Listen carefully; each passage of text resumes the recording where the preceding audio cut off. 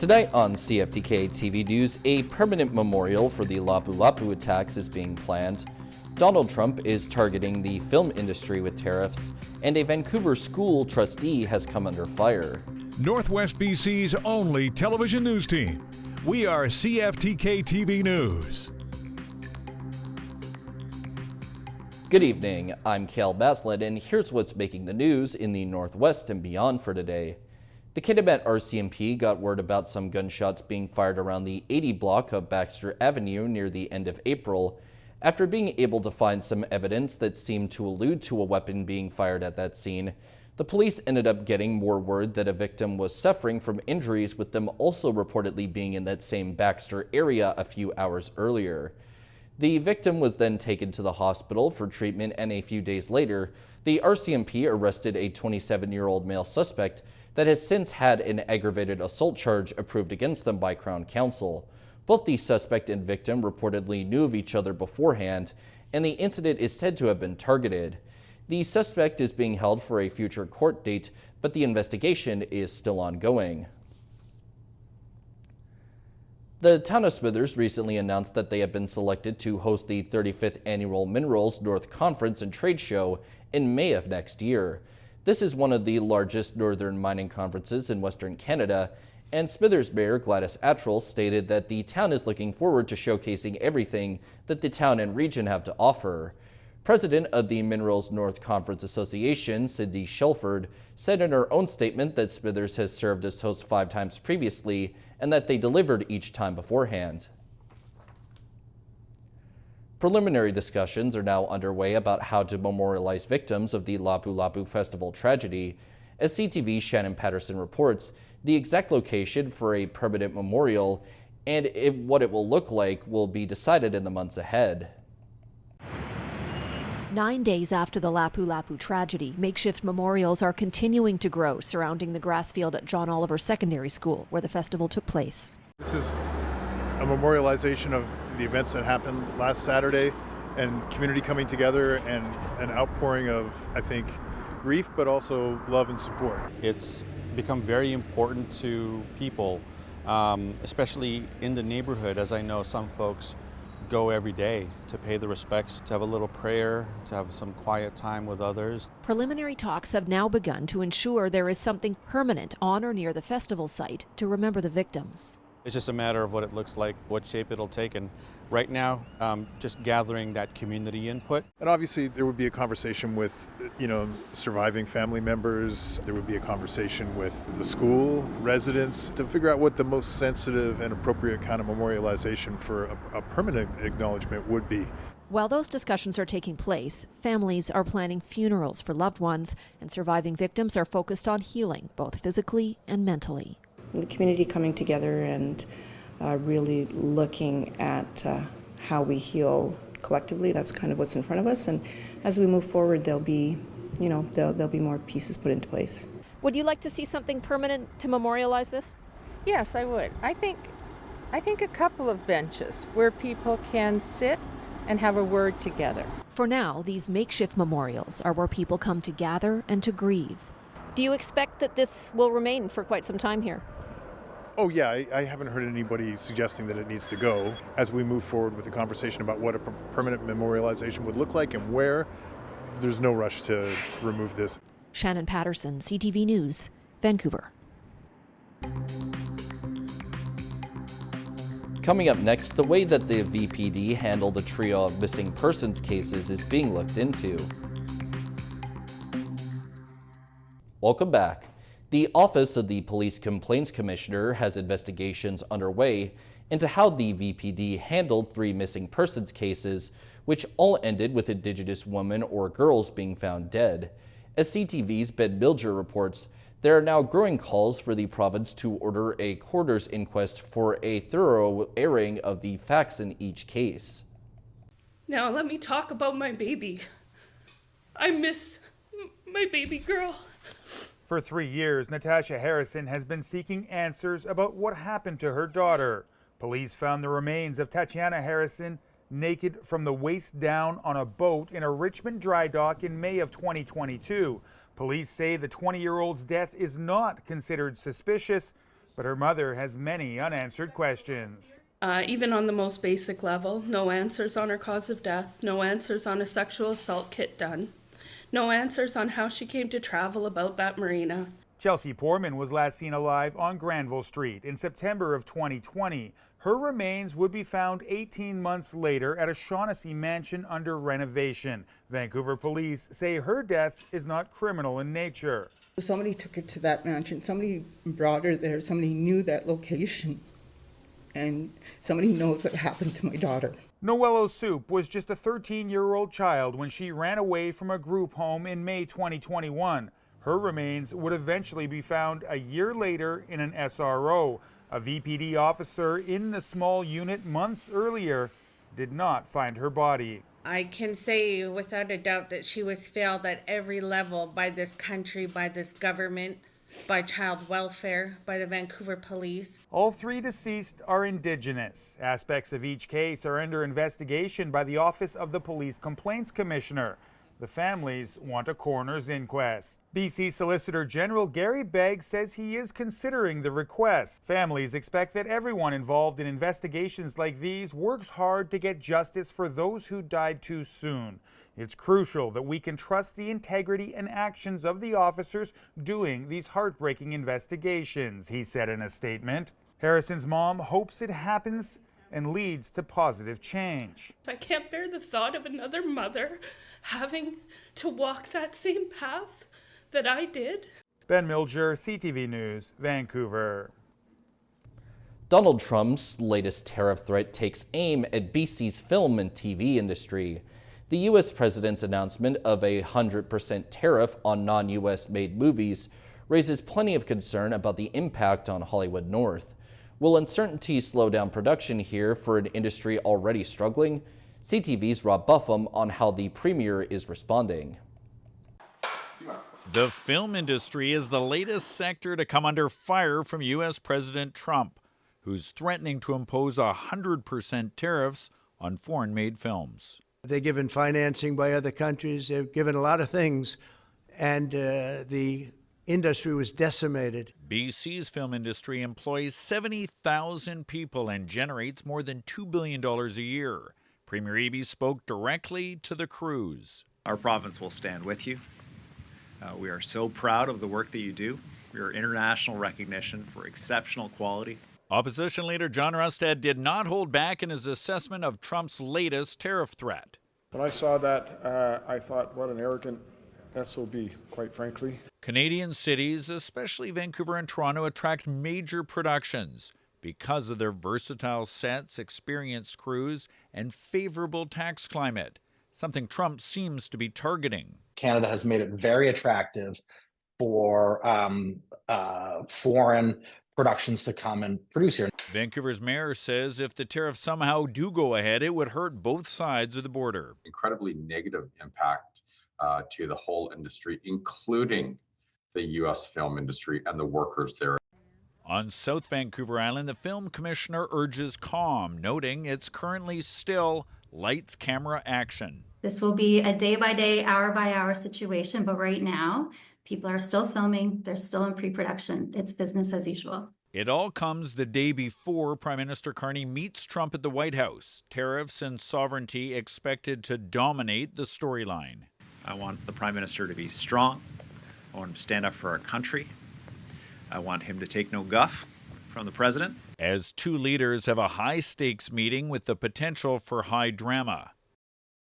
A Vancouver school trustee is under fire after posting emails from concerned parents on social media. Parents are furious that he labeled the emails as spam, and now the elected official wants to go one step further. CTV's Yasmin Gandam reports. Vancouver School Board trustee Alfred Chen made this post on X, formerly known as Twitter, on April 23rd.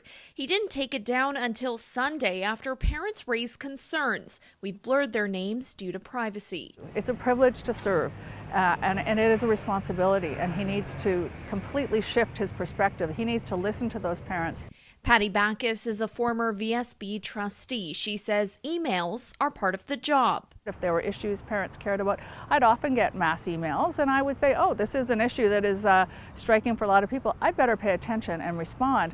And I respected that advocacy. In a statement to CTV News, Chen says he is sorry if the post caused concerns for parents. He has since removed it. He goes on to say the approximately 270 emails were virtually identical, and his post was made in the context of public engagement. The emails were in response to a survey on inclusive education, as parents of kids with special needs are calling for more support so their children don't get left behind. We feel that parent voices are not being heard, that we're not taken seriously, that we are reprimanded for speaking out. We want as much engagement as possible in all sorts of formats, and as a trustee, I welcome all of that, and we shouldn't be shutting it down. Chen has put forth an emergency motion at Monday's school board meeting, expressing concerns over disruptions caused by emails sent to trustees from the District Parent Advisory Council. If we say that, everybody's email can be exposed to the public or to anybody, what does that say about, how people are going to feel about wanting to be engaged? They're going to be scared, they're going to be frightened, they're going to be angry. Is that what we want to do? Parents say they will not back down and will not stop advocating for their kids. We are open, willing to sit down and meet with all trustees to discuss these critical issues. Yasmin Gantam, CTV News, Vancouver. And now we take a look at both your nightly and weekly weather forecast. On the north coast, the nightly forecast is predicting a chance of showers and a low of 4 degrees, with the forecast for the rest of the week expecting to see pretty much all rain and clouds, with their high moving from 9 to 12 degrees. In the Terrace-Kitimat area, their night is more than likely going to deal with a chance of rain and a low of 4 degrees as well, and the weekly forecast projects to get all clouds and rain, with their high shifting from 10 to 14 degrees. And in the Bulkley Valley and Lakes District, their own lightning forecast expects a chance of showers too, but with a low at 0 degrees. And as for the forecast for the upcoming week, they may see a little sun, but rain and clouds outside of that, and a high bouncing between 12 and 14 degrees.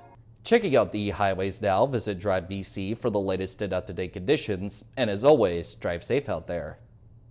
On Highway 16, they have bridge maintenance, utility work, industrial traffic, road sweeping, and pavement patching. Highway 37 has frost heaves, some bridge construction being planned, road sweeping, and industrial traffic. Highway 37A is dealing with falling rocks between west of Biziadin and east of Stewart, and the Telegraph Creek Road has muddy sections and a rest area is closed west of Dease Lake. And this is what the roads were looking like this afternoon around the region from the view of the province's highway cams.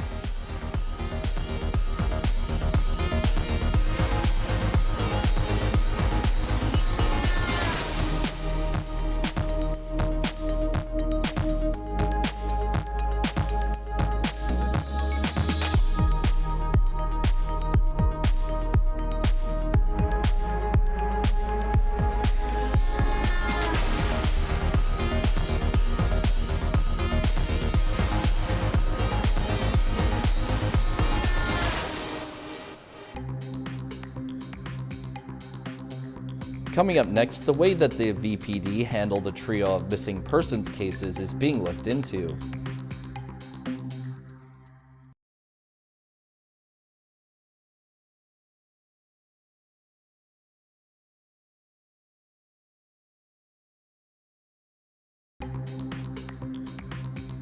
Still to come, a Quebec man is suing his provincial government after being falsely imprisoned for a long time.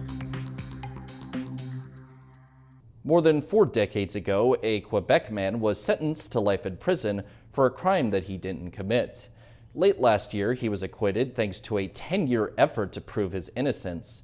And as CTV's Olivia O'Malley reports, now he's 82 and has launched a multi-million-dollar lawsuit against the Quebec government for the life that he lost. Claude Paquin is suing the Quebec Crown Prosecutor's Office, the Sûreté du Québec, and the Montreal Police for $64 million.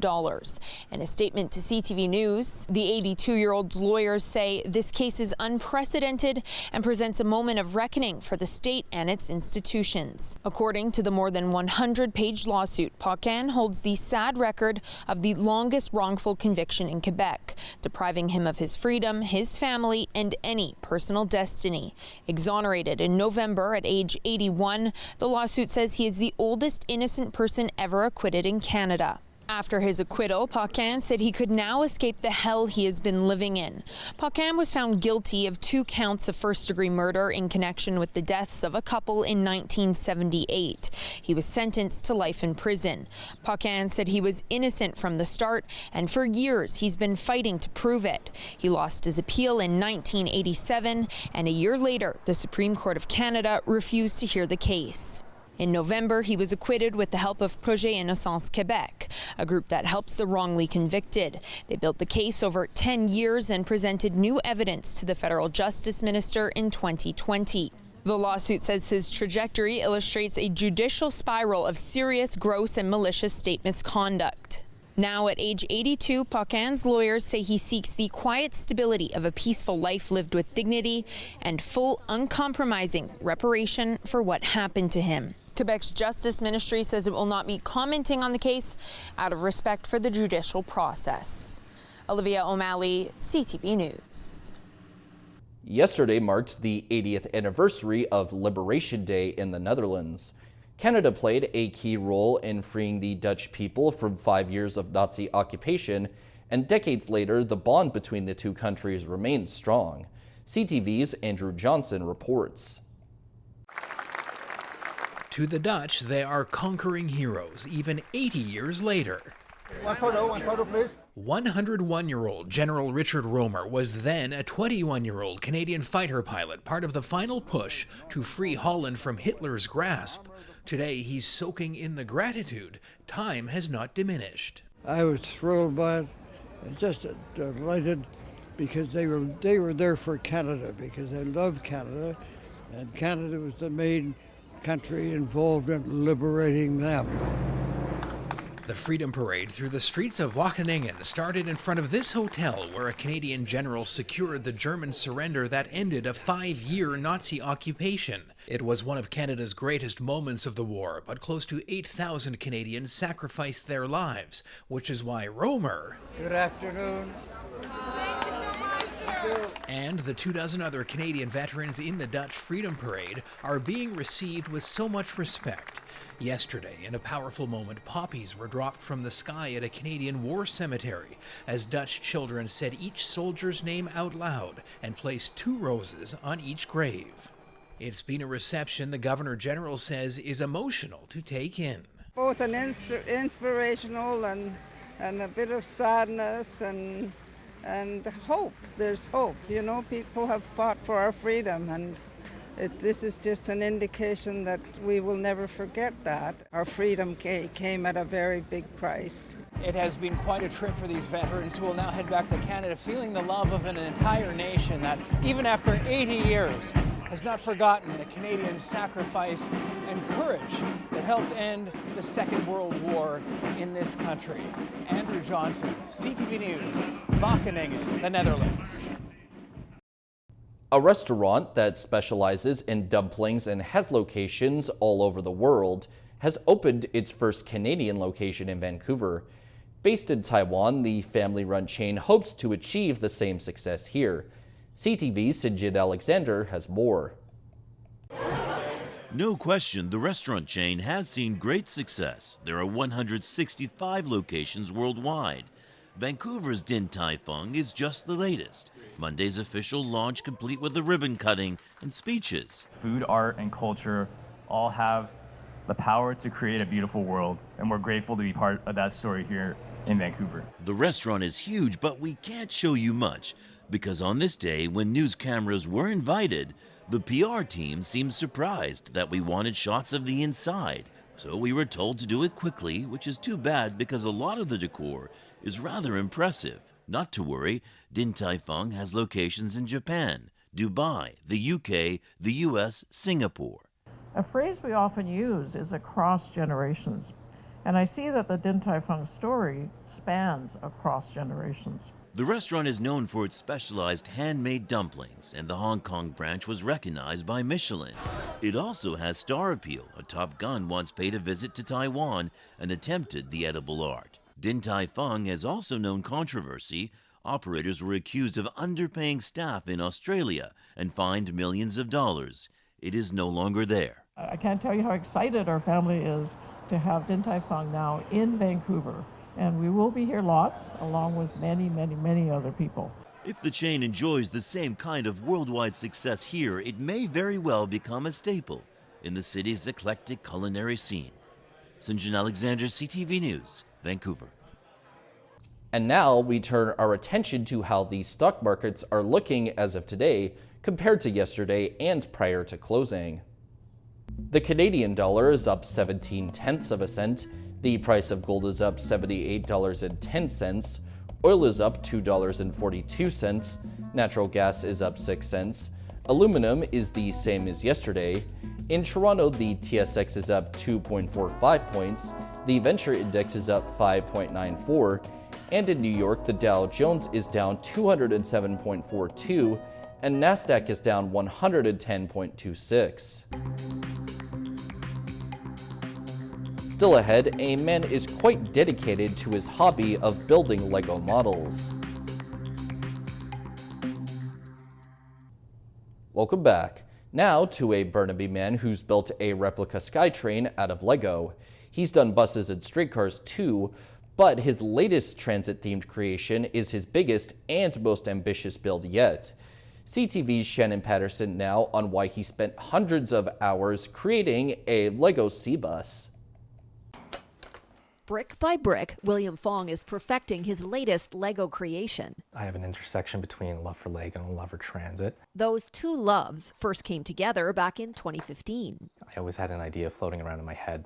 I wanted to build the SkyTrain, waited around until I had a little bit of a disposable income, and then bought the pieces and started from there. He built the modern SkyTrain first, and then the original from Expo 86. For scale, I actually use a website that you can convert actual measurements into Lego studs. Fong moved on to replica transit buses and then streetcars, but he wasn't satisfied. Okay, I want to build something completely different from what I have.